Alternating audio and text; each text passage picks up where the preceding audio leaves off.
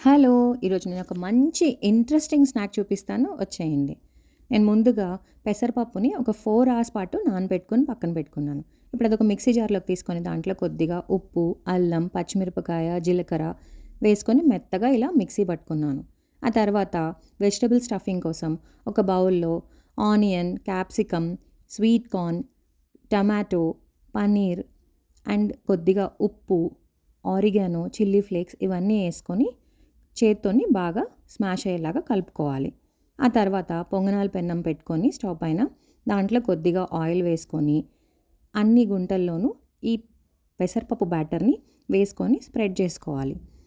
ఆ తర్వాత ఇట్లా గుంటలు ఫామ్ అయ్యేలాగా స్పూన్‌తోని ఇలా అనుకొని అన్నిట్లోనూ టమాటో కెచప్‌ని యేసుకొని ఇలా స్ప్రెడ్ చేసుకోవాలి.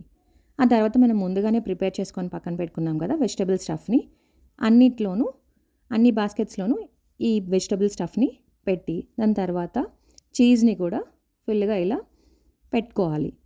ఆ తర్వాత కొద్దిసేపు మూత పెట్టేసి ఆ చీజ్ మెల్ట్ అయ్యేదాకా బాగా కాలనివ్వాలి. అంతే, very interesting snack, high protein with cheesy baskets ready అయిపోయినట్టే. ఇది పిల్లలకి చాలా నచ్చుతుందండి ఈ స్నాక్. పిల్లలకే కాదండి మనకు కూడా బాగా నచ్చుతుంది. ఇది తింటుంటే బాగా చీజీగా, చాలా టేస్టీగా చాలా బాగుంటుంది. సో మీరు కూడా ట్రై చేసి చెప్పండి ఎలా ఉందో.